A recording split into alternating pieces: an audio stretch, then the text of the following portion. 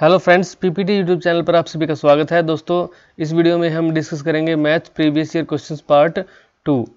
Channel पर नए हो तो चैनल को सब्सक्राइब जरूर कर लें दोस्तों, क्योंकि यहाँ पर आपके लिए एग्जाम तक एमसीक्यू की सीरीज लगातार जारी रहेगी। चलते हैं फर्स्ट क्वेश्चन पे। देखिए दोस्तों, पहला क्वेश्चन क्या है कि एक आदमी के पास कुछ मुर्गियाँ और गायें हैं, यानी कि कुछ मुर्गियाँ हैं कुछ गायें हैं। यदि सिर की संख्या 48 हो और पैरों की संख्या 140 है तो मुर्गियों की कितनी संख्या होगी। ठीक है, मुर्गियों की संख्या पूछी है। A man has some hens and cows, if the number of heads is 48 and the number of legs are 140, then what will be the number of hens. तो मुर्गियों की संख्या पूछी है दोस्तों। ठीक है, तो देखिए ऐसे क्वेश्चन में क्या करते हैं। सबसे पहले आपको पता है कि सिर की संख्या 48 है, यानी कि एक जानवर का एक ही सिर होता है दोस्तों। ठीक है, तो एक जानवर का अगर एक सिर होता है तो अगर 48 सिर है हमारे पास, तो हमें पता है कि टोटल जानवर कितने हैं। टोटल जो एनिमल है दोस्तों वो है हमारे पास कितने, 48। ठीक है, अगर 48 टोटल जानवर है और पैरों की संख्या बोल रहा है कि भी 140 है। अब ये नहीं पता कि भी कितने उसमें से मुर्गी के हैं और कितने गाय के हैं। तो ऐसे क्वेश्चन में क्या करते हैं दोस्तों, 48 एनिमल है जो, उनको पहले तो मान लो आप सारे के सारे की मुर्गियाँ हैं। सपोज करो कि 48 की 48 मुर्गियाँ हैं, तो एक मुर्गी के 2 पैर होते हैं, तो 48 जो एनिमल होंगे उनके कितने पैर होंगे, 96। 48 दूनी 96। फिर आप सपोज करो कि 48 जो है वो गायें हैं, मुर्गियाँ एक भी नहीं है, सारी की सारी वो गायें हैं। फिर 48 को 4 से मल्टीप्लाई करेंगे, जैसे 8 चौके 32, 3 4 चौके 16 और 3 19, 192। ठीक है, यानी कि अगर पूरी सारी की सारी मुर्गियाँ हो तो 96 उनके क्या होंगे, पैर होंगे। अगर सारी की सारी गायें हो तो उनके 192 क्या होंगे, पैर होंगे। अब वो बोल रहा है कि पैर है 140, तो दोस्तों आप इसको यहाँ पर बीच में रख दो 140 को। ठीक है, 140 को रख दिया बीच में। अब आपने क्या करना है, इनको मिक्सचर एंड एलिगेशन के मेथड से हमने इनको माइनस करना है। जैसे 192 में से 140 गए तो 2 आ गया, 9 में से 4 गए, कितना आ गया दोस्तों, 5 आ गया। ठीक है, यहाँ से बचा 52। एक साइड से इसमें से माइनस होगा, ठीक है, और एक साइड से इसमें से माइनस होगा, जो होगा यहाँ पे लिखना है। 10 में से 6 गए 4, ठीक है, यहाँ पे रह गया 3, 13 में से 9 गए 4, यानी कि 44। ठीक है, अब दोस्तों क्या करना, देखिए इनको आप डिवाइड कर दो। ये 2 पे गया 26, ये 2 पे गया 22। अब इनको जोड़ के देखिए, आपने इनको कब तक काटना है, जब तक इनका सम ये ना आ जाए। ठीक है, जो जितने सिर है वो ना आ जाए। तो अभी देखिए इनको सम करेंगे तो 48 आ रहा है, तो अब हम इसको आगे नहीं काटेंगे दोस्तों, यहाँ पर हमारा क्वेश्चन हो जाता है। अब देखिए इधर हमने माना था कि ये सारी की सारी अगर मुर्गियाँ हो तो, और इधर माना था सारी की सारी अगर गायें हो तो। ठीक है, तो गायों की संख्या है दोस्तों 22 और मुर्गियों की संख्या है 26। तो इसके हिसाब से इन्होंने मुर्गी पूछी है तो राइट आंसर तो हो जाएगा 26। ठीक है, अब इसको आप वेरीफाई कर सकते हो। वेरीफाई कैसे कर सकते हो, जैसे मुर्गियों की संख्या 26 है, ठीक है, और 26 का हम क्या करेंगे, डबल करेंगे, तो 26 दूनी 52, यानी कि 52 पैर तो हो गए मुर्गियों के। और अब हमारी गाय की संख्या आई है 22, 22 को हम 4 से मल्टीप्लाई करेंगे, तो 4 दूनी 8 और 4 दूनी 8, ये हो गए गायों के पैर। अगर हमें टोटल पैर 140 दे रखे हैं तो 52 को और 88 को जोड़ेंगे तो 8 2 10 की 0 हासिल है, 5 और 8 13 और 1 14, तो 140 क्या हो जाएगा दोस्तों, आपके टोटल पैर मिल रहे हैं। ठीक है, तो ये क्वेश्चन ऐसे होता है दोस्तों, आपने इस क्वेश्चन को ऐसे ही करना है जैसे मैंने आपको बताया। नेक्स्ट क्वेश्चन देखिए दोस्तों, 10 टी शर्ट्स का विक्रय मूल्य 13 टी शर्ट के लागत मूल्य के बराबर है। ठीक है, लेन देन में हुए लाभ का प्रतिशत ज्ञात कीजिए। अब यहाँ पे एक बात आपको पता होनी चाहिए कि जो लागत मूल्य होता है ना, लागत मूल्य को हम बोल सकते हैं कॉस्ट प्राइस, यानी कि क्रय मूल्य। ठीक है, अब यहाँ पे क्रय मूल्य है, यहाँ पे है दोस्तों विक्रय मूल्य। The selling price of 10 T shirt is equal to the cost price. देखो यहाँ पे इंग्लिश में लिखा हो ना, cost price of 13 T shirt. ये कंफ्यूज मत होना कि जैसे यहाँ पे विक्रय मूल्य है, यहाँ पे लागत मूल्य दे दिया। लागत मूल्य को आप MP सोच लो, ठीक है, मार्क प्राइस सोच लो, आपने लागत मूल्य को क्रय मूल्य ही सोचना है। ठीक है, find the profit percentage in this transaction. तो देखिए आपने सबसे पहले इसमें क्या लिखना है कि जो 10 टी शर्ट का विक्रय मूल्य है, यानी कि 10 जो टी शर्ट है उसका सेलिंग प्राइस, वो इक्वल किसके है, 13 टी शर्ट के कॉस्ट प्राइस के बराबर है। ठीक है, ये आपने लिख दिया। अब आपने क्या करना है कि 10 है, 10 के अपोन में यहाँ पे 13 ले आओ, 10 के अपोन में क्या लिया है 13, इक्वल इनको सोच लो ना मल्टीप्लाई हो रहे हैं, तो CP के अपॉन में क्या जाएगा, SP आ जाएगा। ठीक है, देखो 13 को हम इधर ले आए इसके डिवीजन में, तो SP को उधर लेके जाएंगे CP के डिवीजन में। ठीक है, 10 इधर रह गया, 10/13 हो गया और CP/SP हो गया। अब देखिए 10 रुपये हमारा CP है, क्या है CP। अगर 10 रुपये की चीज़ को हम 13 रुपये में बेच रहे हैं, यानी कि 13 हो गया SP। 10 रुपये की चीज़ को 13 रुपये में बेचेंगे तो हमें क्या होगा दोस्तों, प्रॉफिट होगा। ठीक है, क्या होगा, प्रॉफिट होगा। अब प्रॉफिट भी पूछ रखा है, लाभ का प्रतिशत पूछ रखा है, फाइंड द प्रॉफिट परसेंटेज। अब प्रॉफिट कितना होगा दोस्तों, 13 रुपये की में से 10 रुपये घटाएंगे तो 3 रुपये प्रॉफिट हो गया। ठीक है, अब 3 रुपये प्रॉफिट हो गया, लेकिन हमें निकालनी है प्रॉफिट परसेंटेज। प्रॉफिट हो या लॉस हो, अपॉन में CP रखते हैं, इंटू में 100 करेंगे। ठीक है, तो यहाँ पे प्रॉफिट को क्या रखेंगे, 3 रखेंगे। CP कितना है हमारा, CP 10 है, इंटू में क्या आएगा 100 आएगा, 0 से 0 कैंसिल आउट, और 3 की 10 से मल्टीप्लाई करेंगे तो 30। तो राइट आंसर क्या होगा, D, 30% क्या होगा इसका राइट आंसर हो जाएगा दोस्तों। ठीक है, ऐसे क्वेश्चन को आपने ऐसे करना है। नेक्स्ट क्वेश्चन देखिए दोस्तों, यदि y इक्वल टू 5 है, यानी कि y की वैल्यू दे दी उसने 5। ठीक है, ये दोस्तों जैसे y है ना, ये होते हैं वेरिएबल, यानी कि इनकी वैल्यू हम बदल सकते हैं कुछ भी, जैसे y की वैल्यू 5 रख दी, y की वैल्यू 10 रख सकते हैं, लेकिन 5 को बोलते हैं कॉन्स्टेंट। ठीक है, चर अचर पढ़ा होगा आपने 9वीं 10वीं क्लास में, तो ये होते हैं कौन से, वेरिएबल, यानी कि जो चर होते हैं जो बदले जा सकते हैं। ये होते हैं कॉन्स्टेंट, यानी कि जो अचर होते हैं, यानी कि जो बदले नहीं जा सकते। ठीक है, तो क्या करना है, 10y under the root y cube minus y square का मान ज्ञात करना है, यानी कि सीधा सीधा y की वैल्यू दे रखी है और इसमें हमने y की वैल्यू पुट करनी है। तो दोस्तों यहाँ पे देखिए 10 इंटू वाई की वैल्यू 5 रखेंगे पहले। ठीक है, फिर रूट का निशान लगाएंगे यहाँ पे, फिर y की 3 है, यानी कि 5 जो है y की वैल्यू जो 5 है उसका हम क्या करेंगे, क्यूब करेंगे, माइनस फिर y का स्क्वेयर है, यानी कि 5 का फिर स्क्वेयर है। अब देखिए 10 पंजे तो 50 हो गया दोस्तों, मल्टीप्लाई ये रूट है यहाँ पे 25, जो 5 की जो क्यूब होगी वो क्या होगी, 5 पंजो 25, 5 125। ठीक है, माइनस 5 पंजो 25, फिर देखिए यहाँ पे 50 है, इंटू अंडर द रूट 125 में से 25 गए 100। ठीक है, अब यहाँ पे आ गया 50 इंटू अंडर द रूट 100 करेंगे तो क्या आएगा दोस्तों, 10 आ गया। ठीक है, अब ये देखिए 50 की जगह 10 से गुणा करेंगे तो 500। तो राइट आंसर क्या आएगा आपका, बी ऑप्शन राइट आंसर हो जाएगा दोस्तों। नेक्स्ट क्वेश्चन देखिए दोस्तों, दो संख्याओं का गुणनफल y/x है, यदि इनमें से एक संख्या x/y का स्क्वायर हो तो दूसरी संख्या क्या होगी। अब देखिए मान लेते हैं एक a संख्या है, एक संख्या है b। ठीक है, अब इनका गुणनफल जो इनके गुणा करेंगे ना तो आएगा y/x, क्या आएगा y/x आएगा। अब इसने बोला कि इनमें से एक संख्या x/y का स्क्वायर है, यानी कि a को मान लो या b को मान लो, एक संख्या को मान लो आप x/y का स्क्वायर, इंटू में दूसरी संख्या b होगी, फिर ये आएगा y/x, ऐसे कैसे इधर। अब देखिए क्या करना दोस्तों, जब हम b को इधर छोड़ देंगे, b को इधर ही छोड़ दिया, उधर y/x पहले से ही है। अब ये वाला जो पोर्शन है जब इधर जाएगा तो y का स्क्वायर तो अपॉन में है, यानी कि डिवीजन में है, उधर जाके मल्टीप्लाई में हो जाएगा y का स्क्वायर। ठीक है, अब ये ऊपर है x, तो ये अपॉन में डिवीजन में चल जाएगा x। ठीक है, अब देखिए y स्क्वायर से मल्टीप्लिकेशन जब करेंगे हम तो इसकी पावर 1 होती है, तो y को y से मल्टीप्लाई करेंगे तो पावर जुड़ जाएगी, 2 और 1 3, यानी कि y की हो जाएगी क्यूब। ठीक है, x की x से मल्टीप्लाई करेंगे, इसकी पावर 1 है, इसकी पावर 1 है, x का स्क्वायर हो जाएगा, यानी कि 1 और 1 पावर जुड़ के 2 हो जाएगी, यानी कि y की 3/x का 2, y की 3/x का 2, ये राइट आंसर हो जाएगा आपका, ए ऑप्शन है। ठीक है, नेक्स्ट क्वेश्चन देखिए दोस्तों, एक किताब का अंकित मूल्य 150 है।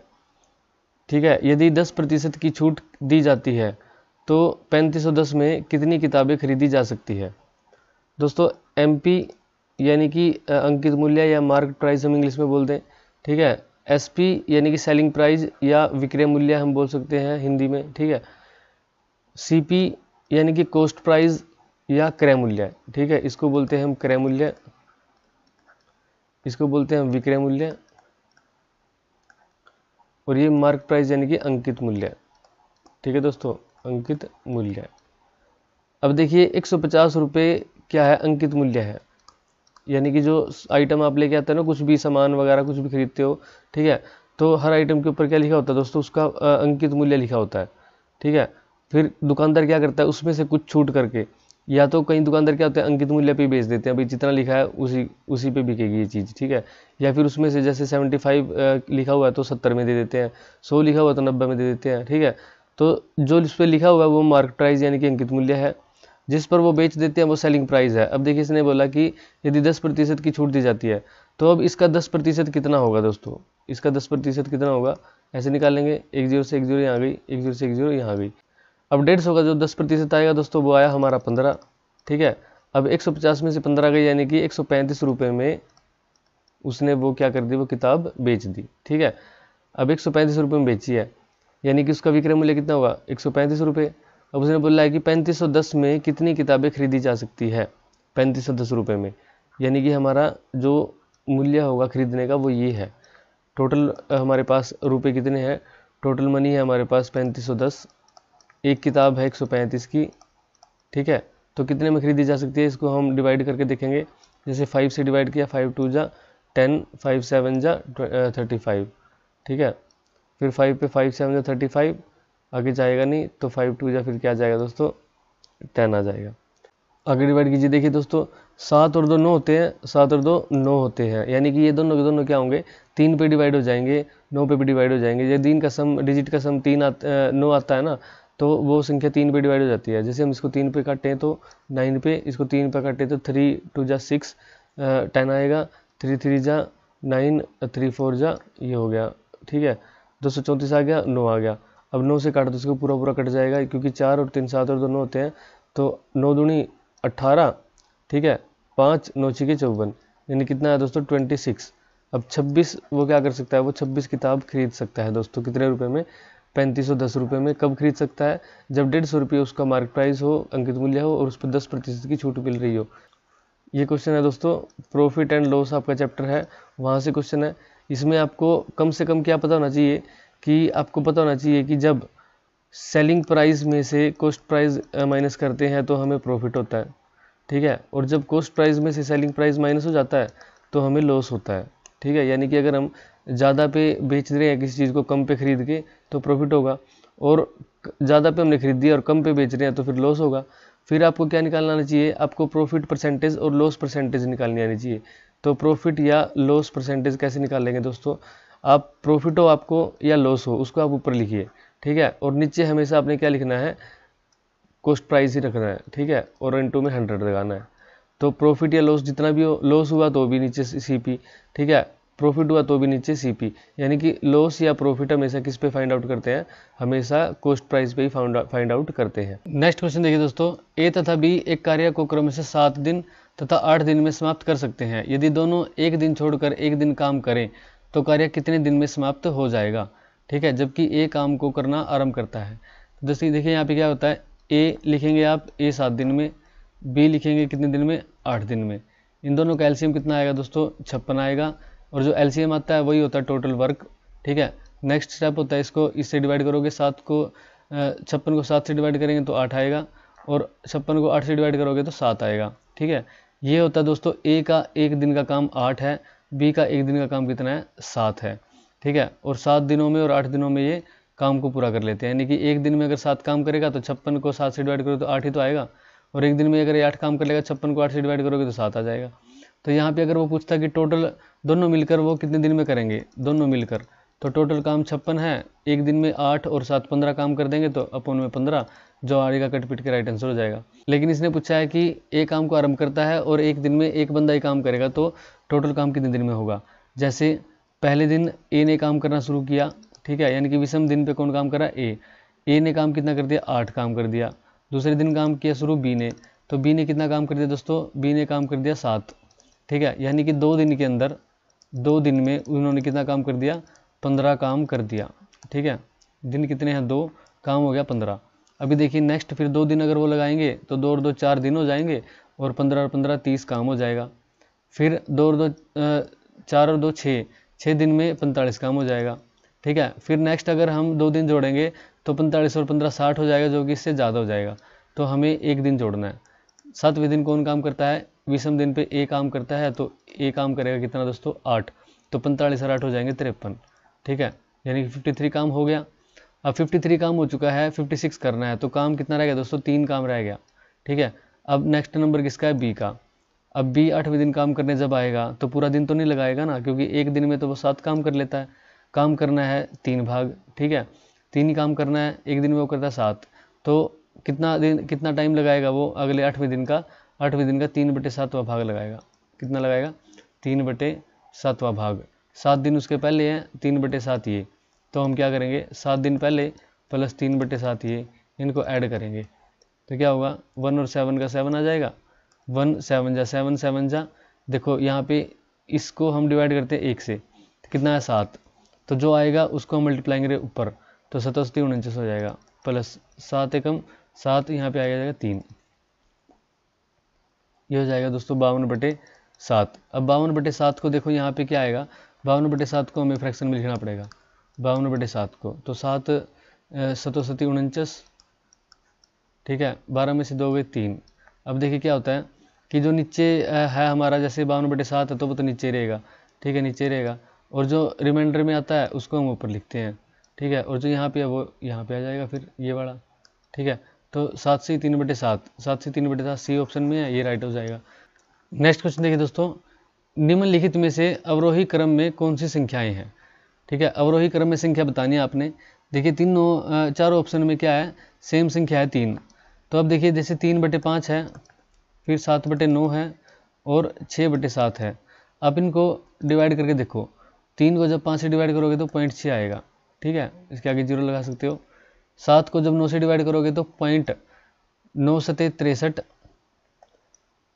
0.77, फिर इसको डिवाइड करोगे जब 6 को 7 से डिवाइड करोगे तो 7 8 56, 4 7 5 35, ठीक है। तो इतना आएगा, आगे भी 5 ही आएगा फिर, या 7 आएगा, ठीक है। 0.60, 0.77, 0.85। तो दोस्तों सबसे बड़ी संख्या कौन सी है, 0.85 है, उससे छोटी 0.77, उससे छोटी 0.60। तो पहले नंबर पे ये आएगा, दूसरे नंबर पे ये, तीसरे नंबर पे ये। क्योंकि अवरोही क्या होता है दोस्तों, अवरोही होता है डिक्रीजिंग ऑर्डर, यानी कि अवरोही डिक्रीजिंग ऑर्डर है, ठीक है। और आरोही बोले तो आरोही में क्या है दोस्तों, इंक्रीजिंग ऑर्डर होता है। इसको कैसे याद रख सकते हो, इसमें 3 अक्षर है, इसमें 4 अक्षर है, ठीक है। ये कम है तो कम से ज़्यादा की ओर जाएगा, इंक्रीज होगा। इसमें ज़्यादा अक्षर है तो ज़्यादा से कम की ओर आएगा, डिक्रीज होगा। तो इसलिए अवरोही में कौन सी संख्या लिखनी है, जो ज़्यादा से कम की ओर आ रही हो। अब ज़्यादा से कम की ओर कौन से ऑप्शन में है दोस्तों, डी ऑप्शन में है। 6/7 सबसे बड़ा है, 7/9 से छोटा और 3/5 सबसे छोटा, तो राइट आंसर डी हो जाएगा। नेक्स्ट क्वेश्चन देखिए दोस्तों, कोई धन एक निश्चित दर से 8 वर्ष में 2 गुना हो जाता है, उसी दर से कितने समय में धन 3 गुना हो जाएगा। A sum of money is doubled in 8 years at a fixed rate, then in how much time the sum of money will be tripled. 3 गुना कितने समय में हो जाएगी। दोस्तों एक तो चीज़ ये देखिए कि यदि दर ना दी गई हो कि ये SI में है या CI में है। अब SI क्या है, सिंपल इंटरेस्ट, और CI है कंपाउंड इंटरेस्ट। जब नहीं पता हो तो क्या करते हैं, हम उसको SI ही मानते हैं, सिंपल इंटरेस्ट मानते हैं, यानी कि साधारण ब्याज की दर मानते हैं। ये होता है चक्रवृद्धि ब्याज की दर, ठीक है। अब देखिए साधारण ब्याज की दर अगर माने तो क्या करेंगे, इसने बोला है कोई धन एक निश्चित दर से 8 वर्ष में 2 गुना हो जाता है। 8 वर्ष में 2 गुना हो जाता है मतलब जैसे आपके पास 100 रुपये थे दोस्तों, ठीक है, और SI पे आपने इसको दे दिया किसी को, तो 8 वर्ष के अंदर क्या हो रहा है, 8 वर्ष के अंदर ये 100 रुपये से 200 रुपये हो रहे हैं। यानी कि 8 वर्ष में कितना ब्याज लग रहा है दोस्तों, इन पे 8 वर्ष में इन पे 100 रुपये ब्याज उसको मिल रहा है, ठीक है। 100 रुपये पे 100 रुपये ब्याज 8 वर्ष में मिलते हैं, ठीक है, वो 200 हो गए। अब उसने बोला है कि कितने समय में धन 3 गुना हो जाएगा, यानी कि हमें बनाना है 100 से 300 बनाना है, ठीक है। धन 3 गुना तभी होगा ना जब 100 से कितना बन जाएगा, 300 बन जाएगा। अब 8 वर्ष में आपको पता है दोस्तों 100 रुपये ब्याज लग रहा है, ब्याज चाहिए कितना, 200 रुपये ब्याज लगेगा, तभी तो ये प्लस होकर 300 बनेगा, और तभी तो ये 3 गुना होगा इसे यहाँ से, ठीक है। अब यहाँ से 2 गुना होने में 8 वर्ष लग रहे थे, मल्टीप्लाई 2, ठीक है। अब मल्टीप्लाई 3 करने में कितना टाइम लगेगा, तो 8 वर्ष में तो 100 रुपये का ब्याज था, अगले 8 वर्ष में कितना लगेगा, 100 रुपये और लग जाएगा। तो 8 और 8 कितने लगेंगे दोस्तों, 16 वर्ष लगेंगे इसको 100 से 300 होने में। तो राइट आंसर क्या हो जाएगा, बी हो जाएगा, ठीक है। तो इन क्वेश्चन को आप या ऐसे भी कर सकते हो बड़ी आसानी से, x मान के भी कर सकते हो कि x है, ये 2x हो गया, अब इसको कितना होना है, अब इसको 3x होना है, ठीक है। तो 8 वर्ष में तो 2x हुआ, यानी कि 8 वर्ष में उसमें कितना ब्याज लगा, x ब्याज लगा। अब हमें ब्याज चाहिए 2x, ठीक है, तो ये डबल हो रहा है तो इसको भी डबल कर देंगे, ठीक है, जितना ब्याज डबल हो रहा है ना, यानी कि x से 2x चाहिए तो टाइम भी तो डबल चाहिएगा, 16 साल में होगा। नेक्स्ट क्वेश्चन देखिए दोस्तों, यदि एक आयत की लंबाई और चौड़ाई क्रमशः 12 सेंटीमीटर और 9 सेंटीमीटर है तो उसमें खींची गई सरल रेखा की अधिकतम लंबाई कितनी होगी, ठीक है। उसने एक बोला है आयत, आयत को इंग्लिश में बोलते हैं हम रेक्टेंगल, रेक्टेंगल यानी कि जिसकी लंबाई और चौड़ाई बराबर नहीं होती, ठीक है, जिसकी लंबाई चौड़ाई बराबर होगी दोस्तों उसको बोलेंगे हम वर्ग, क्या बोलेंगे, वर्ग यानी कि स्क्वायर। इसमें क्या होता है, इसकी लंबाई और चौड़ाई हम क्या बोलते हैं कि लंबाई चौड़ाई इसकी बराबर है और जिसके इसके 90 डिग्री के क्या होते हैं, एंगल होते हैं दोस्तों, ठीक है, ये वर्ग होता है। अगर बात करें हम समचतुर्भुज यानी कि रोम्बस की, ठीक है, समचतुर्भुज की बात करें तो समचतुर्भुज क्या होता है, ऐसे करके समचतुर्भुज होता है, उसकी भी साइड चारों तो बराबर होती है, ठीक है, लेकिन ये एंगल 90 डिग्री नहीं होते, ठीक है दोस्तों, ये जरूरी नहीं है कि इसके एंगल 90 डिग्री हो, ये होता है समचतुर्भुज, ठीक है। एक यहाँ पे क्या रेक्टेंगल, ये हमने देखा रेक्टेंगल में क्या 90 डिग्री होने चाहिए सारे के सारे कोण, और इसी के जैसा एक चीज़ क्या होती है, पैरेललोग्राम होता है, यानी कि समांतर चतुर्भुज जिसको हम बोल सकते हैं समांतर चतुर्भुज, ठीक है। अब समांतर चतुर्भुज कैसे होता है, ऐसे करके पैरेललोग्राम बना सकते हैं, ठीक है, इसकी भी क्या होती है, इसके जैसे सामने की भुजा तो क्या होती है, बराबर होती है, लेकिन एंगल 90 डिग्री के होने नॉट नेसेसरी, ठीक है दोस्तों। तो यहाँ पे देखिए आप एक यहाँ पे देखिए, इसको अगर हम यहाँ से प्रेस कर दें तो ये बन जाएगा, और इसको अगर हम यहाँ से प्रेस कर दें, ठीक है, तो ये बन जाएगा। तो ये होता है इनमें डिफरेंस, वर्ग, समचतुर्भुज और समांतर चतुर्भुज और ये रेक्टेंगल, रेक्टेंगल यानी कि दोस्तों आयत बोलते हैं हिंदी में, ठीक है। अब इसने बोला है कि इसकी लंबाई और चौड़ाई 12 सेंटीमीटर 9 सेंटीमीटर है, लंबाई कितनी है 12 सेंटीमीटर, चौड़ाई कितनी है दोस्तों 9 सेंटीमीटर, ठीक है। अब इसने बोला है कि उसमें खींची गई सरल रेखा की अधिकतम लंबाई, यानी कि कोई रेखा हम ऐसे खींच दें या कोई रेखा हम ऐसे खींच दें, ठीक है, या कोई रेखा हम ऐसे खींच दें या ऐसे सीधी खींच दें, तो मैक्सिमम लंबाई की रेखा कौन सी होगी दोस्तों, जब हम इस कॉर्नर से जब हम इस कॉर्नर पे रेखा को मिलाएंगे ना, इससे बड़ी रेखा इसमें नहीं आ सकती, यानी कि वो इनडायरेक्टली क्या पूछ रखा है उसने पूछ रखा है उसका विकर्ण, ये जो इस पॉइंट से हम इस पॉइंट पे मिलाते हैं और इस पॉइंट से इस पॉइंट पे मिलाते हैं ना, इनको हम उसके विकर्ण या दोस्तों डायगोनल बोल सकते हैं, क्या बोल सकते हैं, डायगोनल बोल सकते हैं। अब विकर्ण को निकालते कैसे हैं, इसमें 90 डिग्री का एंगल है एक, ठीक है, अगर 90 डिग्री का एंगल है तो ये हमारा क्या बन जाता है, right angle triangle, right angled triangle, ठीक है दोस्तों। अब राइट एंगल ट्रायंगल की एक प्रॉपर्टी होती है पाइथागोरस थ्योरम की, ठीक है, अगर हमारा यहाँ पे 90 डिग्री का एंगल है, ये ए बी सी है, तो दोस्तों क्या होगा, ए बी का स्क्वायर प्लस बी सी का स्क्वायर इक्वल होता है ए सी के स्क्वायर के, ठीक है। अब यहाँ से देखिए विकर्ण निकालना है डी, ठीक है, डायगोनल निकालना है ये वाला, तो हमें पता है कि लंबाई कितनी है 12 सेंटीमीटर, तो हम क्या करेंगे 12 सेंटीमीटर का स्क्वायर करेंगे, प्लस चौड़ाई कितने 9 सेंटीमीटर, तो 9 सेंटीमीटर का स्क्वायर करेंगे, 12 का स्क्वायर कितना आएगा 144, प्लस 9 का स्क्वायर कितना आएगा दोस्तों 81 आ जाएगा, इनको सम करेंगे तो 8 और 4 और 1 5, 8 और 4 12 का 2 1 हासिल, तो 1 और 1 2, 225 आ गया, ठीक है।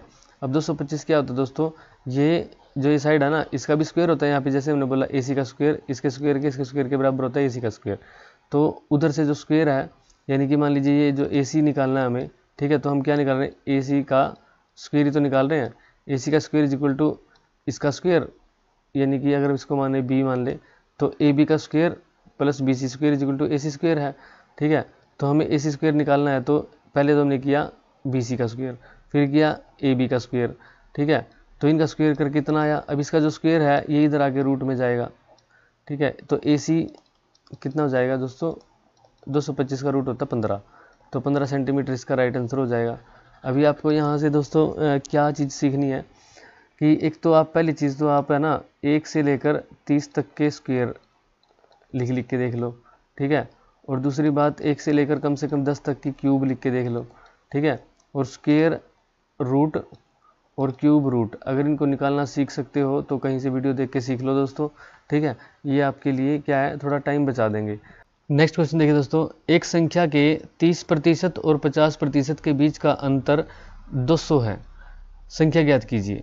The difference between 30% of a number and 50% of a number is 200, find the number. एक नंबर आपने ज्ञात करना है, मान लीजिए आपके पास कोई भी नंबर है x, ठीक है। x का जो 50% आएगा यानी कि 50/100, उसमें से माइनस करेंगे हम उसके 30% के, ठीक है, यानी कि x का 30% जो आएगा उसमें से माइनस करेंगे तो इक्वल टू आएगा 200, ठीक है। ये हमारी स्टेटमेंट के अकॉर्डिंग क्या बनेगी, इक्वेशन बनेगी। यहाँ से भी हम सोल्व कर सकते हैं इसको, कैसे, देखिए इसका जो एलसीएम आएगा 100 और 100 का एलसीएम तो 100 ही आता है, ठीक है।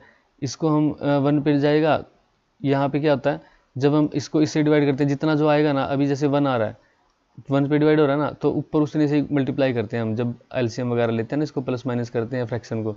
तो 100 को 100 से डिवाइड किया 1 आया, इसको ऊपर 1 से मल्टीप्लाई करेंगे तो 50x माइनस, इसको भी ऐसे 1 आया तो 30x इक्वल टू क्या आएगा दोस्तों 200। अब क्या, तो 50x में से 30x घटाएंगे तो 20x आएगा, ठीक है। देखिए x की अगर पावर यहाँ पे होती 2, यहाँ पे 1, फिर नहीं माइनस होते। अब यहाँ पे सेम पावर हो तब माइनस हो जाते हैं, ठीक है। तो यहाँ पे क्या है, इसकी पावर भी 1 है और इसकी पावर भी 1 है, यानी कि जिसकी कोई पावर नहीं होती उसकी पावर हम 1 मानते हैं। तो ये भी 1 है, ये भी 1 है, तो माइनस हो जाएंगे। सेम पावर प्लस होगी, सेम पावर माइनस होगी, लेकिन मल्टीप्लाई और डिवीजन आप अलग अलग पावर वालों को भी कर सकते हो, ठीक है। अपॉन में 100 आएगा इक्वल टू यहाँ पे 200 है, एक जीरो से एक जीरो यहीं काट देंगे दोस्तों, ठीक है। तो ये हो गया 2x इक्वल, उधर जाएगा 10 को हम, यहाँ पे क्या है डिवीजन में है ना, भाग में है, उधर जाके गुणा में हो जाएगा, तो 200 से गुणा होकर ये 2000 बन जाएगा। अब ये देखो ये क्या है, ये दोस्तों मल्टीप्लाई में है 2x, ये मल्टीप्लाई हो रहे हैं, 2 को इधर लेके जाएंगे तो डिवीजन में चल जाएगा, भाग में चल जाएगा। या सीधा भी काट सकते हो, इधर 2 से काट दो 1000, तो x की वैल्यू कितनी आ गई 1000 आ जाएगी, x की वैल्यू, राइट आंसर हो जाएगा सी। दोस्तों इस क्वेश्चन को करने का दूसरा तरीका क्या हो सकता है, देखिए यदि हम माने कोई नंबर है 100, ठीक है, कोई संख्या 100 है, उसका 30% कितना होगा, तो दोस्तों 100 का 30% होता है 30। 50% कितना होगा, तो 100 का 50% होगा दोस्तों 50, ठीक है, यानी कि 100 का आधा 50 और 100 का 30% 30 होता है। 100 तो ऐसी संख्या है ना दोस्तों, जितना भी नंबर लोगे, जितना प्रतिशत लोगे उतना ही आएगा उसका, ठीक है। तो अब इनके बीच में डिफरेंस देखो कितना है, 30 के और 50 के बीच में डिफरेंस है दोस्तों 20 का, कितना है 20 का। जबकि इसने बोला है कि उनके बीच अंतर 200 का होना चाहिए, कितना होना चाहिए 200 का अंतर होना चाहिए, यानी कि 20 का 10 गुना है 200, तो 100 का भी हमें क्या करना पड़ेगा 10 गुना करना पड़ेगा, इंटू 10 करेंगे तब आएगा 1000, ठीक है। इसलिए मैं बोल रहा हूँ दोस्तों, इन क्वेश्चंस को आप कॉमन सेंस से भी कर सकते हो। कुछ क्वेश्चन है जिनमें फार्मूले की या थ्योरी की पढ़ने की जरूरत होती है, जो किताब में होती है, ठीक है, लेकिन कुछ क्वेश्चन ऐसे होते हैं जिनको आप कॉमन सेंस से भी कर सकते हो अपनी, ठीक है। नेक्स्ट क्वेश्चन देखिए, दो संख्याएं 2:3 के अनुपात में हैं, यदि दोनों संख्याओं में 8 जोड़ा जाता है तो संख्याएं 8:11 के अनुपात में हो जाती है। दोनों संख्याओं में से छोटी संख्या ज्ञात कीजिए, ठीक है। तो इंग्लिश में पढ़ लेते हैं, देखो, 2 numbers are in the ratio 2:3 if 8 is added to both the numbers and the numbers are in the ratio 8:11, find the smallest of the two numbers। दोनों में से आपने क्या निकालना है, स्मॉलेस्ट निकालना है। मान लीजिए आपके पास कोई भी नंबर है, ठीक है, x है और एक है दोस्तों y, दो संख्याएं हैं x y, यानी कि 2:3 के अनुपात में है ये, x अपॉन y करेंगे तो कितना अनुपात होगा इनका 2:3, ठीक है। या फिर हम बोल सकते हैं कि कोई नंबर है जैसे 2x और बटे 3x, ठीक है, क्योंकि 2:3 के अनुपात में है। जैसे 8 दूनी 16 और 8 3 24, अब 16 भी हो सकता है 24 भी हो सकता है, क्योंकि इनको काटेंगे तो 2:3 आएगा, ठीक है। जैसे 20 हो सकता है 30 हो सकता है, 10 पे काटेंगे तो 10 दूनी 20, 10 3 30, ठीक है, 2:3 आना चाहिए नंबर कितने भी हो, ठीक है। जैसे हम इसको मानेंगे कि 2x बटे 3x है, यदि इन दोनों संख्याओं में 8 जोड़ दिया, इसमें भी ऊपर 8 जोड़ दिया और इसमें भी 8 जोड़ दिया, ठीक है, तो इनका अनुपात क्या हो जाएगा दोस्तों 8:11, यानी कि 8/11। 8:11 का मतलब क्या होता है, 8/11 अनुपात का मतलब बटे में ही होता है, ठीक है। तो अब इनको क्या करेंगे दोस्तों, इनको हम कर देंगे क्रॉस मल्टीप्लाई ऐसे, ठीक है। 8 की इधर मल्टीप्लाई, 8 की इधर मल्टीप्लाई होगी, 11 की इधर होगी, तो 11 दूनी 22x plus 11 8 88 equal 8 3 24x plus 8 8 64, ठीक है। अब देखिए 22x है, इधर 24x है, तो 22x को हम लेके जाएंगे इस साइड, 64 को लेके आएंगे इस साइड। अब ये 22x प्लस में है और 24x क्या है, 24x है, 22x उस साइड जाएगा माइनस में हो जाएगा, यानी कि 22x, ठीक है, बराबर है 88 इधर प्लस में है, 64 किस में है, 64 भी प्लस में है, इधर जाएगा तो 64 माइनस में हो जाएगा, तो 88 माइनस 64। अब देखिए मैंने इसको उधर लिखने के बजाय इधर लिख दिया, तो आप कहीं भी लिख सकते हो, लेकिन आपके निशान चेंज नहीं होने चाहिए। अगर ऐसे कैसे मैं इधर लिख देता और इसको इधर लिख देता तो भी कोई दिक्कत नहीं थी, ठीक है, लेकिन मैंने x वाले इधर लिख लिए और y बिना x वाले इधर लिख लिए। तो 24x में से 22x गए 2x बराबर 88 में से 64 गए, 8 में से 4 गए 4, 8 में से 6 गए 2, x से फिर देखिए x यहाँ पे छोड़ देंगे तो इसको काटेंगे तो 12 आ जाएगा, ठीक है, यानी कि x की वैल्यू क्या आई दोस्तों, 12 आ गई। अब x की वैल्यू अगर 12 आई है तो अनुपात में कितना है, 2:3 के अनुपात में संख्या है, ठीक है, और संख्या में क्या मानी, 2x और 3x मानी। तो 12 को x से मल्टीप्लाई, जैसे 12 की वैल्यू x है तो इसको मल्टीप्लाई करेंगे हम 2x से, 2x में हम 12 रखेंगे तो 12 दूनी कितना आया दोस्तों, 24 आ गया, और 12 गुणा 3 गुणा 12 करेंगे तो 36 आ जाएगा, यानी कि छोटी संख्या 24 है, बड़ी संख्या 36 है, तो राइट आंसर हो जाएगा इसका। छोटी संख्या पूछिए तो डी राइट आंसर हो जाएगा 24।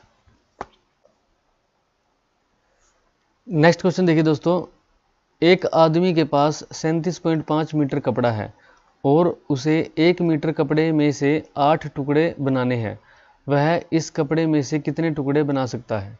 तो दोस्तों 1 मीटर कपड़े में से अगर उसको 8 टुकड़े बनाने हैं तो सीधी सीधी बात है कि 37.5 मीटर कपड़े में से कितने टुकड़े बनाएगा वो, तो 37.5 मल्टीप्लाई में 8 कर देंगे, ठीक है, जो आंसर होगा वो आप कमेंट करके बताना दोस्तों, ठीक है, ये तो बहुत ही आसान क्वेश्चन है। नेक्स्ट क्वेश्चन देखिए, यदि 144/0.144 बराबर है 14.4/x के, तो x का मान क्या होगा, ठीक है। तो दोस्तों देखिए ऊपर है 144 बटे नीचे भी 144 ही है, हम उसको 144 लिखेंगे अभी तो, ठीक है, लेकिन क्या इसके पॉइंट है और इसके बाद 3 स्थान है, यानी कि अपोन में इसके 1000 है। अब इसके अपोन में अगर 1000 होता है तो ये ऊपर जाके इसके साथ मल्टीप्लाई हो जाएगा, ठीक है, इसके साथ मल्टीप्लाई हो जाएगा। अगर ऊपर वाले के बटे में होता है, जैसे ऊपर वाले के साथ पॉइंट लगेंगे तो हम इसके साथ नीचे लेके आएंगे उसको, जो इंटू 10 करेंगे।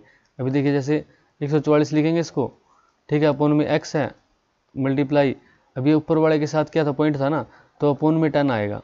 नीचे वाले के साथ अगर आपको पॉइंट दिख रहा है तो उसमें से जितने भी स्थान है उसके साथ उसको इतनी जीरो लगा के एक के साथ उसको लिख के और उसको ऊपर मल्टीप्लाई कर देना, ठीक है, नीचे वाले हो तो ऊपर मल्टीप्लाई होगा और ऊपर हो तो नीचे मल्टीप्लाई होगा। अब देखिए 144 से तो 144 क्या होगा, कैंसिल हो जाएगा।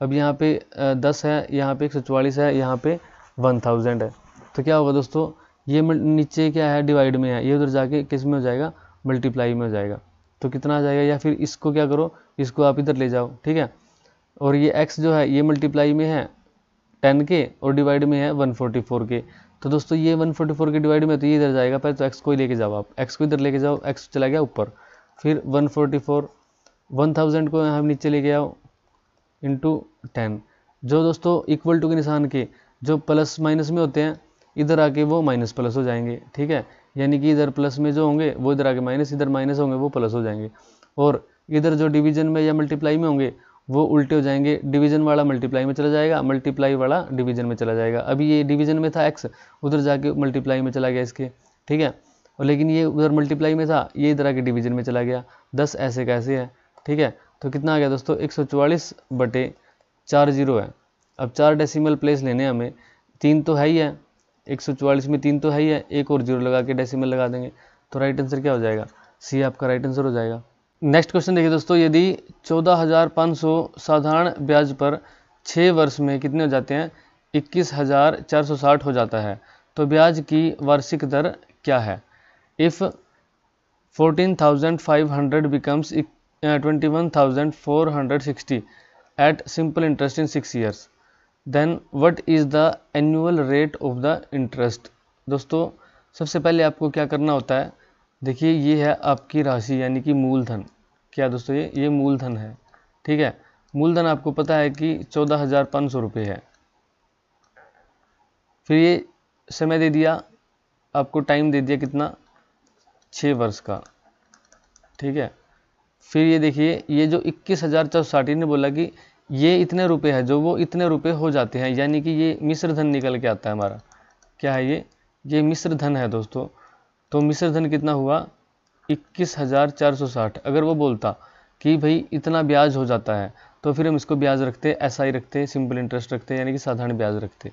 अभी है ये क्या, अभी दोस्तों ये मिश्र धन है, तो इसमें से अगर हमने एसआई यानी कि सिंपल इंटरेस्ट यानी कि साधारण ब्याज अगर निकालना है तो कैसे निकालेंगे, 21,460 में से हमको 14,500 रुपये माइनस करने हैं। ठीक है, इतने रुपए मूलधन था, इतने रुपए दिए ब्याज पे उधार में दिए।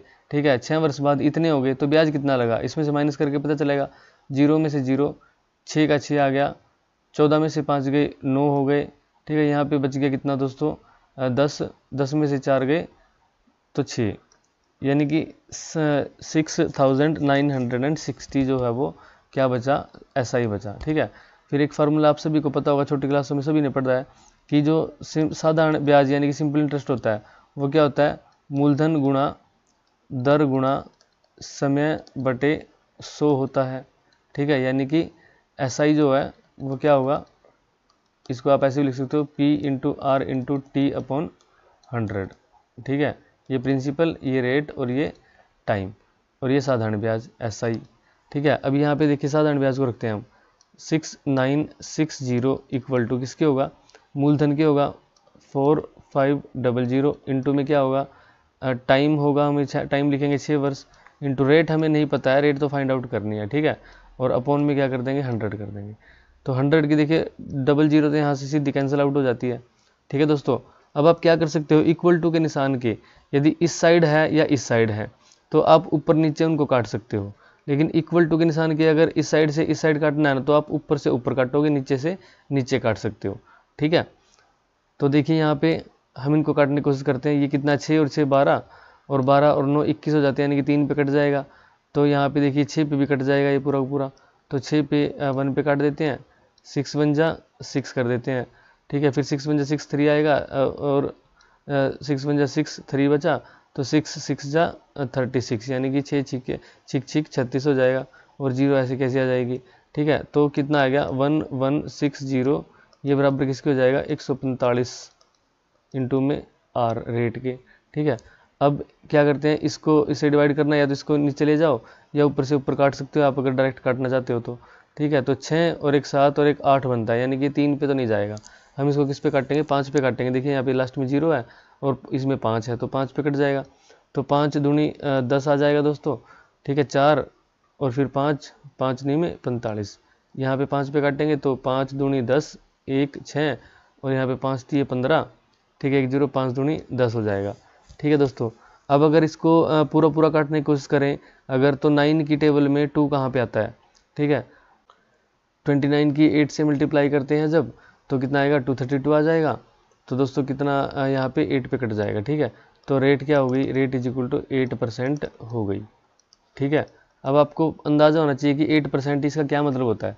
8% यानी कि 8%, 8/100, यानी कि हर 100 रुपये पे उसको 8 रुपये क्या मिल रहा है दोस्तों, ब्याज मिल रहा है। ठीक है, रेट का मतलब होता है ये।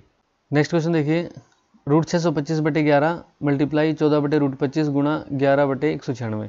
तो दोस्तों मैं बोला था ना आपको कि 1 से 20 या 30 तक के आप स्क्वायर रूट अगर याद है तो सरलीकरण सिंप्लीफिकेशन में आसानी हो जाएगी। कैसे होती है, जब ऐसे क्वेश्चन आते हैं ना तो √625 किसका रूट है दोस्तों 25 का। ठीक है, बटे 11 करेंगे, इंटू में 14 बटे √25 का 5 आ जाएगा, इंटू फिर 11। ठीक है, और यहाँ पे 196 किसका होता है, 14 का स्क्वायर होता है। ठीक है, तो 14 से 14 कैंसिल, 11 से 11 कैंसिल, 5 5 जा 25, यहाँ पे आंसर आ जाएगा 5। नेक्स्ट क्वेश्चन देखिए दोस्तों, a/b की पावर है x-2 और b/a की पावर है x-7, तब x का मान है, x का मान पूछा है। तो देखिए a/b की पावर दे दी x-2 इक्वल टू b/a। अब हमें क्या करना है, जैसे a/b है ना, इधर भी अगर हम a/b लेके आए तो क्या करना पड़ेगा, तो इधर भी हम लिखेंगे a/b। तो उसके लिए क्या करना होता है दोस्तों, ये जिसकी पावर होती है ना, जब हम इनको बदलते हैं तो ये पावर माइनस में चली जाती है। जैसे अभी हमने लिखा कि 1/10, ठीक है, और इसके पूरे की पावर है 2। तो यदि हमने इसको ऊपर लेके जाना है ना, 10 लेके जाना है, ठीक है, हमने 1/10 के बजाय अगर 10 लिखना है तो इसकी पावर लिखनी पड़ेगी -2। अब देखिए यहाँ पे क्या होता है, 1/10 की पावर 2 है, यानी कि 1 की पावर तो 2 करेंगे तो 1 ही आएगा, बटे 10 की पावर 2 करेंगे तो 100 आएगा, यानी कि ये 1/10 1/100 था। अब 10 की पावर -2 करने का क्या मतलब है, तो यही मतलब है दोस्तों, यानी कि 1/100। ठीक है, 10 की पावर -2 का मतलब 1/10 की पावर -2। ठीक है, तो यदि हम क्या करते हैं, b/a को a/b बनाते हैं, जैसे हमने 1/10 को 10/1 तो बनाया था, 1 नीचे चला गया। वैसे भी अगर 2/7 लो आप, 2/7 की पावर जैसे 3 है, और इसका आप लिखोगे 7/2 की पावर -3 लिखना पड़ेगा। फिर 2/7 को अगर 7/2 लिखेगा ना, तो ये जो पावर है ना, इसको माइनस में लिखना पड़ेगा। तो हम इस पावर को माइनस में लिखेंगे, -x-7। ठीक है, और माइनस भी आपको यहाँ पे क्या ध्यान रखना है कि माइनस और ये ब्रैकेट लगानी है। ठीक है, और x -7, क्योंकि पूरा का पूरा माइनस होगा। फिर देखिए a/b है, a/b है, तो हमारी जो फॉर्मूले क्या कहते हैं, बेस सेम है और कोई संख्या इक्वल है तो उनकी पावर्स भी क्या होंगी दोस्तों, सेम होगी। अब जैसे हमें बोल दे कि 3 की पावर 2 बराबर है, ठीक है, 3 की पावर x। अब ये कब बराबर होंगे, जब 3 3 9 होना है। ठीक है, यहाँ भी तो 9 बनाना पड़ेगा तभी तो बराबर होंगे, यानी कि x की पावर भी 2 रखनी पड़ेगी, बेस तो सेम हो गया 3 ही, तो पावर भी 2 रखनी पड़ेगी तभी तो बराबर होंगे ना। तो a/b तो बराबर हो गया, यानी कि पावर सेम रखनी पड़ेगी, यानी कि x -2 बराबर किसे होगा, माइनस के x -7 के। अब ये पावर है, ठीक है, x -2 बराबर है, माइनस की अंदर मल्टीप्लाई होगी तो पहले x के साथ माइनस का x आएगा, फिर माइनस के साथ जब मल्टीप्लाई होगी ना तो माइनस माइनस हो जाएगा, +7 आ जाएगा। ठीक है, अब देखिए, अब माइनस के x को इधर लेके आएंगे, ये माइनस का x इधर आएगा तो प्लस का x हो जाएगा, x + x इक्वल टू ये 7 है, ये माइनस का 2 है, इधर जाएंगे तो प्लस का 2 हो जाएगा। ठीक है, तो x और x कितना हो जाएगा, 2x हो जाएगा, बराबर 7 और 2 9 हो जाएंगे। ठीक है, लेकिन हमने क्या करना दोस्तों, अभी x को छोड़ देना यहीं पे। ठीक है, तो 9 और इधर मल्टीप्लाई में था, इधर आ जाएगा डिवीजन में, तो x बराबर है 9/2, यानी कि 9/2 कितना होता है, 4.5 होता है। ठीक है, काट के देखना इसको, 4.5 आएगा, तो राइट आंसर हो जाएगा बी। नेक्स्ट क्वेश्चन देखिए दोस्तों, 2/10 जमा 2/1000 माइनस 2/100 जमा 2/10,000 का मान भागफल ज्ञात करना है। ठीक है दोस्तों, सबसे पहले तो आपको क्या करना चाहिए, इनको पता होना चाहिए कैसे सोल्व करते हैं। ठीक है, अगर जैसे 2/10 है, 2/10 है तो इसको हम क्या लिखते हैं, 2 है, बटे में 1 0 है ना, तो एक स्थान छोड़ के हम पॉइंट लगा देंगे। ठीक है, फिर 2/1000 है, इसको हम कैसे सोल्व करेंगे, 2 रखेंगे, 3 0 है तो 3 प्लेस छोड़ने हैं, एक तो ये खुद हो गया, 2 और छोड़ देंगे तो पॉइंट लगा देंगे। फिर 2/100 में कैसे पॉइंट लगाएंगे, 2 स्थान छोड़ के पॉइंट लगा देंगे। फिर 2/10,000, इसमें कैसे पॉइंट लगाएंगे, 2 रखेंगे, 1 2 3 4, 1 2 3 4 ऐसे पॉइंट लगा देंगे। ठीक है, तो इन वैल्यूज के साथ अब हमने डील करना है क्वेश्चन को। ठीक है, यहाँ पे देखिए ये प्लस में है, यानी कि ये प्लस में प्लस होएगा, ये प्लस होएगा, और ये क्या होगा, इनमें से माइनस होएगा, यानी कि प्लस वाले पहले, तो प्लस वाले 3 जो ये हैं इनको एक साथ प्लस कर लेते हैं। प्लस कैसे होंगे, पॉइंट 2 रखेंगे यहाँ पे, फिर ये पॉइंट 0 0 2 रखेंगे, और फिर पॉइंट 0 0 0 2 रखेंगे, क्योंकि पॉइंट सारे के सारे क्या होने चाहिए दोस्तों, एक सीध में होने चाहिए जब हम प्लस करते हैं या माइनस करते हैं तो। ठीक है, इसमें क्या होगा, 2 आ जाएगा यहाँ पे 2 आएगा, यहाँ पे 0 आएगी, यहाँ पे 2 आएगा, तो पॉइंट यहाँ पे आ गया। ठीक है, अब क्या करना है दोस्तों, जितना आया है 2 0 2 2 ये आया ना, इसमें से ये वाला एक माइनस था तो इसको माइनस कर देंगे, रखेंगे पॉइंट की सीध में ही 0 2 माइनस करेंगे तो 2 आएगा, 2 आएगा, 10 में से 2 गए 8 आ गया दोस्तों, और एक यहाँ पे बच गया, तो यानी कि 0.1822 इसका राइट आंसर हो जाएगा डी। नेक्स्ट क्वेश्चन देखिए दोस्तों, यदि ट्रायंगल ABC में एंगल ABC 90 है, ठीक है, BAC 45 डिग्री है, AB 1 है, तो साइन 45 कितना होगा। कोई ट्रायंगल है हमारे पास, ठीक है, A B और C। अब यहाँ पे देखिए दोस्तों ABC, यानी कि जो बीच में जो लिखा होता है ना, उस पे एंगल बनता है हमेशा, तो यानी कि यहाँ पे 90 डिग्री है। उसने बोला है BAC, यानी कि A पे कितना है, 45 डिग्री है, 45। अब दोस्तों ये 90 है, ये 45 है, तो ये भी 45 हुआ ना फिर, क्योंकि सम 180 होता है, इनको जोड़ के उसमें से माइनस करोगे 180 में से, तो 45 ही आएगा। अब इसने बोला AB 1 सेंटीमीटर है, AB क्या है, 1 सेंटीमीटर है, ये वाला। ठीक है, अगर 45 के सामने 1 सेंटीमीटर है तो इस 45 के सामने भी दोस्तों 1 सेंटीमीटर ही होगा फिर, क्योंकि अगर एंगल इक्वल हो तो उनके सामने वाली साइड बराबर होती है। अब देखिए यहाँ पे ये 90 डिग्री है, ये क्या हो गया, हाइपोटेनस यानी कि कर्ण हो गया दोस्तों। अब हमने पाइथागोरस थ्योरम में पढ़ा है, पाइथागोरस थ्योरम में क्या पढ़ा है कि जो कर्ण का स्क्वायर है ना वो बराबर होगा आधार के स्क्वायर के प्लस लंब के स्क्वायर के। अब देखिए 1 का स्क्वायर करेंगे हम प्लस 1 का स्क्वायर करेंगे, ये बराबर होगा कर्ण के स्क्वायर के, कर्ण के स्क्वायर के। 1 का स्क्वायर 1 ही आएगा प्लस 1 का स्क्वायर 1 ही आएगा, ये बराबर है कर्ण के स्क्वायर के दोस्तों। ठीक है, 1 और 1 कितना हो जाएगा 2, ये इधर स्क्वायर है जो इधर रूट आ जाएगा।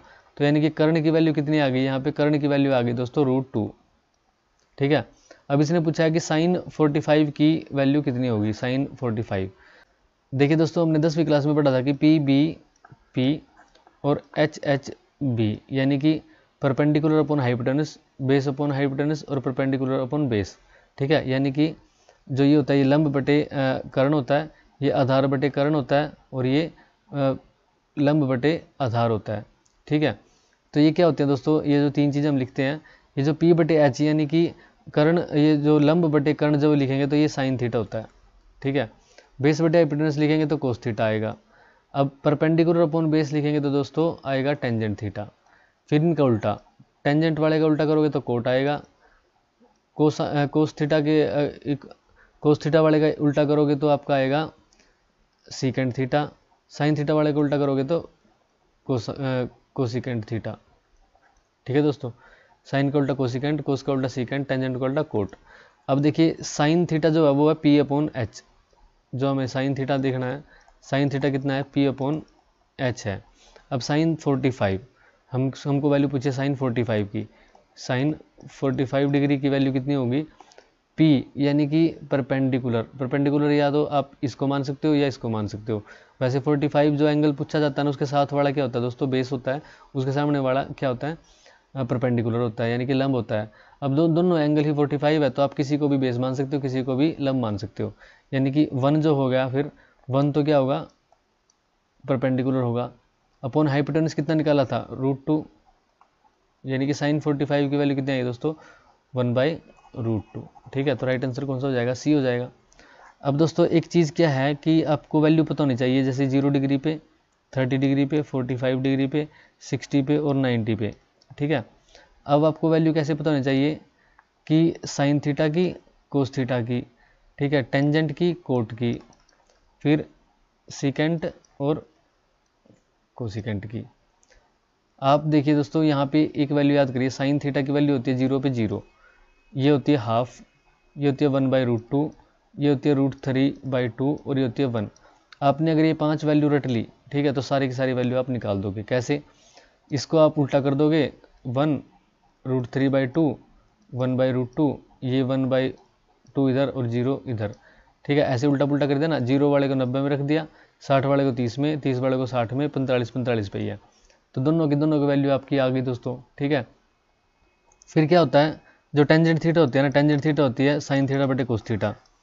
अब जैसे साइन थीटा कोस थीटा की वैल्यू को डिवाइड करोगे तो टेंजेंट थीटा की आ जाएगी। जैसे 0/1 करोगे तो 0 ही आएगा, 1/2 के बटे में √3/2 करोगे तो 2 से 2 कट जाएगा और ये 1/√3 आ जाएगा। ठीक है, 1/√2 को 1/√2 से, ये √2 है, 1/√2 को 1/√2 से डिवाइड करोगे तो √2 से √2 कट के 1 ही आ जाएगा। ठीक है, यहाँ पे √3 आ जाएगा 2 कट के और यहाँ पे इन्फिनिटी। ठीक है दोस्तों, तो ये दोस्तों क्या होगा, आपको टेंजेंट की वैल्यू पता चल गई। फिर इनका जब उल्टा करोगे ना तो कोट की वैल्यू आ जाएगी। ठीक है, इसको इधर रखोगे, उसको इधर रखोगे, 60 वाले को 30 पे, 45 को 45 पे, 30 वाले को 60 पे, 0 को 90 पे। ठीक है, आ जाएगा। फिर रह जाएगी वैल्यू 2 सीकेंट की और कोसिकेंट की। इनको कैसे निकालोगे, साइन का उल्टा होता है कोसिकेंट और कोस का उल्टा होता है दोस्तों सीकेंट। यानी कि इसकी वैल्यू जो है इनका उल्टा करोगे, जैसे 1 है, 1 का उल्टा 1 ही होगा। ठीक है, जैसे √3/2 का 2/√3। ठीक है, 1/√2 का √2/1। ये ऐसे इनका उल्टा कर दोगे, ठीक है, तो क्या आ जाएगा सीकेंट की वैल्यू, क्योंकि साइन बराबर किसका होता है, साइन बटे 1/कोसिकेंट और कोस बराबर 1/सीकेंट थीटा। ठीक है, तो क्या करोगे, इनका 1/2 कर दोगे तो इनकी वैल्यू आ जाएगी। अब सीकेंट की आएगी यहाँ से कोस से और साइन से आ गई कोसिकेंट की, तो ये सारी की सारी वैल्यू आपको याद हो जाएगी। नेक्स्ट क्वेश्चन देखिए दोस्तों, चारे के घिरनी की एक निश्चित संख्या 35 पशु को 12 दिन के लिए पर्याप्त है। यदि हर पशु को प्रत्येक दिन 8 घिरनी चारा दिया जाता है, वही मात्रा की घिरनी 42 पशुओं को रोजाना प्रति पशु को 5 घिरनी देने से कितने दिनों में पर्याप्त होगी। दोस्तों 35 पशु है, 12 दिन के लिए चारा है प्रत्येक पशु को 8 घिरनी देना है। ठीक है, ये बराबर किसके होना चाहिए, 42 पशु को अगर ले आए, 5 घिरनी चारा दें तो कितने दिनों के लिए डेज निकालने हैं। तो यहाँ से क्या करेंगे, देखिए दोस्तों 5 पे 7 पे डिवाइड कर देंगे, 5 सते 35। ठीक है, यहाँ पे 6 सते 42 और 6 दूनी 12, 7 से यहाँ पे 7 कैंसिल हो जाएगा, तो 8 दूनी 16, यानी कि दोस्तों 16 दिन के लिए पर्याप्त होगा। राइट आंसर हो जाएगा बी। ठीक है, नेक्स्ट क्वेश्चन देखिए, लगातार 4 सम संख्या ए बी सी डी का योग 180 है। अब लगातार 4 सम संख्या कौन सी होती है आपको पता होना चाहिए दोस्तों। लगातार 4 सम संख्या को इंग्लिश में क्या बोल सकते हैं, सक्सेसिव इवन नंबर्स। ठीक है, सक्सेसिव 4 इवन नंबर है, यानी कि जैसे, या फिर कंटिन्यू भी बोल सकते हैं आप, लेकिन सक्सेसिव वर्ड आता है इसमें। सक्सेसिव 4 इवन नंबर्स क्या कौन कौन से देख सकते हैं हम, जैसे कोई इवन नंबर मान लिया हमने x। ठीक है, फिर उससे अगर इवन नंबर कब आएगा, तो x प्लस, जब 2 करोगे तभी आएगा ना, x प्लस 1 में तो ओड हो जाएगा। फिर नेक्स्ट इवन नंबर उस सक्सेसिव कब आएगा, x प्लस 4 करने से आएगा, उससे अगला x प्लस 6 करने से आएगा, यानी कि 4 ये हमारे क्या हो गए, इवन नंबर हो गए। और इन सभी को जोड़ते हैं ना तो 180 आता है दोस्तों। ठीक है, यानी कि इन सभी को हमने प्लस करना है तो 180 आ जाता है। तो एक x ये, एक ये 2 और एक ये 3 और एक ये 4, 4 तो हो गए x प्लस ये x अकेला है, इसके साथ 2, 4 और 2 6 और 6 12 ये हो गए, इक्वल टू 180 है।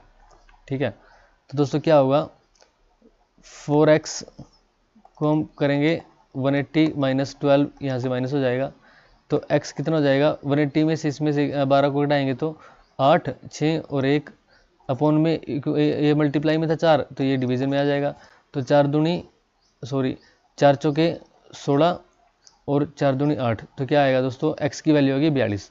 तो ये संख्या है 42, ये है 44, ये है 46 और ये है 48। इसने पूछा है कि अगले लगातार 4 सम संख्या के सेट का योग कितना होगा, यानी कि ये तो हमारे 4 संख्याओं का सेट हो गया, इससे अगले 4 संख्याओं का सेट जो हमने लिखना है, तो 48 के बाद सम संख्या कौन सी आएगी, 50, फिर 52 और फिर 54 और फिर 56। अब इनका योग निकालना है, तो 6 और 4 10 और 2 12 का 2 का हासिल 1। अब देखिए इसमें 4 है 6 है, यानी कि 212 राइट आंसर हो जाएगा। निकाल के देख लो, 5 और 5 10 और 5 15 और 5 20 और 1 21। ठीक है दोस्तों, तो ऐसे भी आप अपना टाइम बचा सकते हो। नेक्स्ट क्वेश्चन देखिए, 2 ट्रेनें एक ही दिशा में 65 किलोमीटर प्रति घंटा और 45 किलोमीटर प्रति घंटा की रफ्तार से चल रही है, यानी कि एक ट्रेन इस दिशा में है और दूसरी ट्रेन भी दोस्तों इसी दिशा में है, एक ही दिशा में चल रही है। तेज चाल वाली ट्रेन धीमी ट्रेन के किसी व्यक्ति को 18 सेकंड में क्रॉस कर लेती है, यानी कि उसमें कोई व्यक्ति बैठा है, मान लीजिए इसकी स्पीड है 45 किलोमीटर पर आवर और इसकी स्पीड है दोस्तों 65 किलोमीटर पर आवर। इसमें कोई बंदा बैठा है, ये ट्रेन जो है उसको क्रॉस कर लेती है। कब क्रॉस करेगी दोस्तों, ये ट्रेन जब बिल्कुल क्या करेगी, इसके ऐसे आगे निकल जाएगी इससे, इस बंदे से। ठीक है, तब क्रॉस मानी जाएगी। तो ये एक पॉइंट हो गया, और इसको कितनी दूरी तय करनी है दोस्तों, इस पॉइंट को क्रॉस करने के लिए जितनी इसकी खुद की दूरी है ना, इतनी ही दूरी तय करनी है। ठीक है, इसने पूछा है पहली ट्रेन की लंबाई कितनी है, तो लंबाई हम यहीं से निकाल लेंगे। सबसे पहले तो देखिए, अगर ये 45 जो स्पीड है जिसकी, अगर ये स्टेशनरी हो, ठीक है, तो इस ट्रेन की स्पीड कितनी मानी जाएगी, 45 तो इसकी है ही दोस्तों। अगर ये भी 45 पे होती तो साथ साथ चलते, क्या क्रॉस कर पाती, नहीं, साथ साथ चलते, यानी कि इसकी कितनी ज़्यादा स्पीड है, इससे 65 में से 45 को माइनस करेंगे तो 20 किलोमीटर जो पर आवर स्पीड है ना, वो इसकी ज़्यादा, यानी कि इस स्पीड से वो इसको क्रॉस करेगा। वो ट्रेन जो है वो इस व्यक्ति को 20 किलोमीटर प्रति घंटे की स्पीड से क्रॉस करेगी। ठीक है, क्योंकि 45 तो इसकी भी है ना, अगर ये 45 पे होती तो फिर तो ये ऐसे लगता है कि रुक रही है, ट्रेन साथ साथ चल रही है, क्रॉस थोड़ी करती। क्रॉस करने की स्पीड कौन सी होगी, जो इसमें एक्स्ट्रा स्पीड है, यानी कि 20 किलोमीटर पर आवर। ठीक है दोस्तों, अब 20 किलोमीटर पर आवर को हम क्या करते हैं, मीटर प्रति सेकंड में बदलना आना चाहिए। ठीक है, तो दोस्तों देखिए, जब हम 20 किलोमीटर पर आवर को चेंज करते हैं तो ये किलोमीटर है, ये अपॉन में आवर है, तो हमें क्या करना होता है, किलोमीटर को मीटर में, यानी जो 1 किलोमीटर है उसको मीटर में बनाएंगे तो कितना आएगा, 1000 मीटर, और आवर को जब हम सेकंड में बनाएंगे तो कितना आएगा, 60 मिनट और 60 सेकंड, यानी कि 3600। 10 से 10, 10 से 10। ठीक है, 2 3 6 और 2 पंजे 10, यानी कि 20 इंटू में 5 बटे दोस्तों 18, यानी कि 6 3 18। जब भी आपको बोले कि किलोमीटर प्रति घंटा से मीटर पर सेकंड बनाओ तो 5 बटे 18 से मल्टीप्लाई करते हैं। जब मीटर पर सेकंड से बोलेगा किलोमीटर पर आवर बनाओ तो 18 बटे 5 से मल्टीप्लाई करते हैं। और इसको आप कैसे अंदाज़ा रख सकते हो, किलोमीटर छोटा होता है 1000 होगा, आवर बड़ा होता है, यानी कि 3600 होता है, आवर में 3600 सेकंड होगी, तो ऊपर जब 5 आएगा और नीचे 18 आएगा, कब? जब किलोमीटर प्रति घंटे से मीटर पर सेकंड में बदलेंगे। ठीक है दोस्तों, तो इसको बदलेंगे तो क्या आएगा? 2 नी में 18 और 2 दाया 20। ठीक है, 10 में 50, 50/9 मीटर प्रति सेकंड इसकी क्या होगी दोस्तों? स्पीड हो जाएगी मीटर प्रति सेकंड में। अब देखिए पहली ट्रेन की लंबाई पूछी है, तो पहली ट्रेन की लंबाई कैसे निकालेंगे दोस्तों? अब देखिए चाल का जो फार्मूला होता है, चाल का फार्मूला क्या होता है दोस्तों? दूरी बटे में समय। ठीक है, अब देखिए यहाँ पे दूरी निकालनी है हमने कि पहली ट्रेन की लंबाई, यानी कि वो दूरी जितनी तय करी उसने, यानी कि दूरी का फार्मूला होता है दोस्तों चाल और मल्टीप्लाई में ये समय डिवाइड में उधर आ जाएगा मल्टीप्लाई में समय, तो बराबर हो जाएगा क्या? दूरी। ठीक है, अब चाल कितनी है? 50/9 मीटर प्रति सेकंड, मल्टीप्लाई में समय कितना लिया दोस्तों? 18 सेकंड का समय लिया। 9 पे कट जाएगा 2 पे, और 50 दूनी 100 मीटर क्या होगा दोस्तों? उसकी रेल की ट्रेन की लंबाई हो जाएगी। ठीक है, यानी कि जो रेल क्रॉस कर गई है ना, इसकी लंबाई कितनी हो जाएगी? 100 मीटर लंबाई हो जाएगी इसकी। अगर यहाँ पे जैसे व्यक्ति दे रखा था फिर तो हम पॉइंट मानेंगे। अगर यहाँ पे प्लेटफॉर्म दे रखा होता कि इस इतने लंबे प्लेटफॉर्म को कितनी देर में तय करेगी, तो फिर इस प्लेटफॉर्म से उसके आगे निकलना होता, और इस रेल की लंबाई और प्लेटफॉर्म की लंबाई दोनों को फिर हम दूरी मानते। नेक्स्ट क्वेश्चन देखिए, यदि x + y = 5 है और एक्स वाई दोस्तों 6 है, तो x² + y² कितना होगा? ठीक है, तो x + y इसने बोला कि 5 है। ठीक है, और एक्स वाई दोस्तों बोल दिया कि 6 है। अब दोस्तों स्क्वायर कर दो बोथ साइड, यहाँ पे स्क्वायर कर दिया, यहाँ पे स्क्वायर कर दिया। एक्स का स्क्वायर क्या होता है? x + y का स्क्वायर, तो x² + y² + 2xy, ये फार्मूला होता है। 5 × 5 = 25 हो जाएगा। एक्स वाई की वैल्यू 6 है, तो यहाँ पे रख देंगे 6, यानी कि x² + y², 2 × xy की वैल्यू 6 है = 25। यहाँ पे स्क्वायर है, x का स्क्वायर + y का स्क्वायर बराबर है 25, और ये जो 6 दूनी 12 हुआ ना, ये तो जाएगा माइनस में हो जाएगा, तो माइनस में 12, यानी कि x² + y² कितना हो गया? 13। राइट आंसर कितना हो जाएगा दोस्तों? 13, डी आंसर राइट हो जाएगा। नेक्स्ट क्वेश्चन देखिए दोस्तों, 21 से 70 तक की सभी संख्याओं का जोड़ है। दोस्तों 21 से 70 की सभी संख्याओं का जोड़ निकालने के लिए आपको एक फार्मूला मैंने पहले भी वीडियो में बताया था, अभी बता देता हूं कि जैसे आपको एक फार्मूला याद रखना है कि पहली संख्या जमा में अंतिम संख्या, इसके अपोन में करना है आपने 2। ठीक है, फिर आपने मल्टीप्लाई में दूसरे में क्या लेना है कि अंतिम संख्या माइनस में पहली संख्या बटे में उनके बीच का अंतर d, यानी कि कॉमन डिफरेंस, उनके बीच का अंतर कितना है। ठीक है, और फिर यहाँ पे प्लस करेंगे 1। अब देखिए यहाँ पे इसको कैसे निकालेंगे दोस्तों इस फॉर्मूले से। पहली संख्या 21, अंतिम संख्या 70। ठीक है, अपोन में करेंगे 2 इंटू अंतिम संख्या दोस्तों 70 माइनस पहली संख्या है 21 बटे इनका डी कितना है? अब 21 से 70 तक लगातार सभी संख्या है, तो 21 22 एक का डिफरेंस ही होगा ना, एक का डिफरेंस होगा +1। अब देखिए क्या होगा, 21 + 70/2 मल्टीप्लाई 70 में से जब 21 घटाएंगे तो कितना आता है? 10 में से 1 गया 9 और 6 में से 2 गए 4, 49, 49/1 49 ही आएगा, +1 करेंगे तो 50 आ जाएगा। ठीक है, अब 2 को डिवाइड कर देंगे, 50 को डिवाइड कर देंगे 2 से, तो कितना आ जाएगा दोस्तों? 25 आ जाएगा। ठीक है, अब क्या होता है 70 और 21 को जब सम करते हैं तो 91 आता है, इंटू में 25 हो गया। अब दोस्तों इनकी मल्टीप्लाई करने से जो आएगा वो राइट आंसर हो जाएगा। 91 को 25 से कैसे मल्टीप्लाई करेंगे दोस्तों कि जैसे अगर यहाँ पे 100 होता तो 2500 होता, 2500 आता। ठीक है, अब देखिए यहाँ पे 9 कम है तो 25 में कितने होते हैं? 225 होते हैं। 225 को हम घटा लेंगे यहाँ से, 10 में से 5 गए 5, यहाँ पे 9 में से 2 गए 7, यहाँ पे 4, 4 में से 2 गए 2 और 2, यानी कि 2275 क्या होगा? इसका राइट आंसर हो जाएगा 2275, 20 का राइट आंसर हो जाएगा। नेक्स्ट क्वेश्चन देखिए दोस्तों, एक वृत्त की परिधि यदि 88 सेंटीमीटर है तो उसका व्यास क्या होगा? ठीक है, उसका व्यास बताना है आपने। अभी देखिए सबसे पहले तो वृत्त की परिधि क्या होती है? सरकमफ्रेंस ऑफ सर्कल क्या होती है दोस्तों? सरकमफ्रेंस ऑफ सर्कल,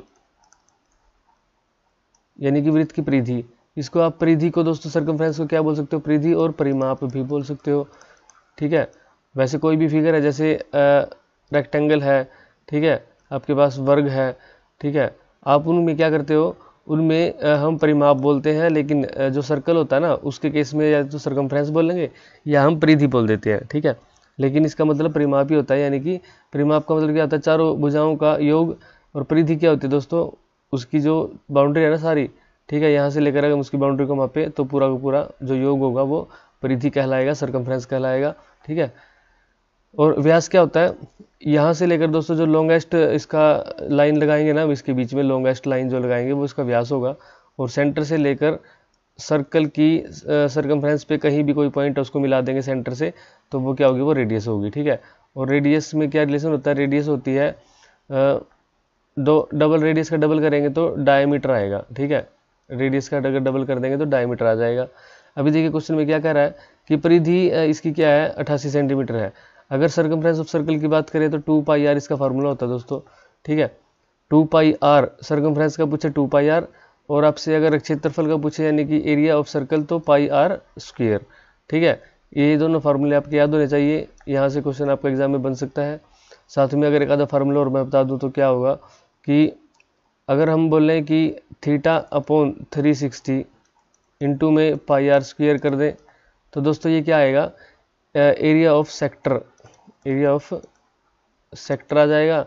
और जबकि θ/360 इंटू 2πr अगर कर दिया तो यहाँ पे क्या आ जाएगा दोस्तों, सर्कमफ्रेंस ऑफ सेक्टर, ठीक है। यानी कि कोई सर्कल है, अगर हमें उसके इतने से भाग की क्या निकालनी है, इतने से भाग का परिमाप निकालना है, परिधि निकालनी है, तो ये फार्मूला लगाएंगे। अगर इतने से भाग का पूरा क्या निकालना है, क्षेत्रफल निकालना है, तो ये फार्मूला लगाएंगे। इसके लिए हमें इसका ये जो सेक्टर है इसका एंगल पता होना चाहिए, ठीक है। पूरा तो 360 एंगल होता है। अब यहाँ पे देखिए 2πr दोस्तों, जो सर्कमफ्रेंस ऑफ सर्कल 2πr है, ठीक है, यानी कि हम 2πr को इक्वल रख देंगे इसके, ये परिधि देखिए 88, तो हम इसको 88 के इक्वल रख देंगे। 2 इंटू पाई की वैल्यू कितने रखेंगे, 22/7 रखेंगे, इंटू रेडियस का हमें पता नहीं, ठीक है, इक्वल टू 88 सेंटीमीटर भी है साथ में। देखिए क्या करेंगे, 22 से काट देंगे इसको 4 पे, 2 को काट देंगे इससे 2 पे, ठीक है। r इज इक्वल टू, ये अपॉन में 7 है, उस साइड जाएगा तो डबल हो जाएगा, तो 7 दूनी 14, तो यानी कि रेडियस कितनी हो गई हमारी, 14 सेंटीमीटर रेडियस आ गई दोस्तों यहाँ से, ठीक है। अब अगर 14 सेंटीमीटर रेडियस है, उसने पूछा उसका व्यास क्या होगा, तो व्यास हमने देखा था अभी कि 2 of radius is equal to diameter. तो अगर हम 14 को 2 से मल्टीप्लाई कर देंगे कितना आ जाएगा, 28 सेंटीमीटर, तो ये हमारा क्या हो जाएगा दोस्तों, डायमीटर हो जाएगा, ठीक है। क्या हो जाएगा, ये हमारा डायमीटर हो जाएगा 28 सेंटीमीटर, आंसर आ जाएगा सी।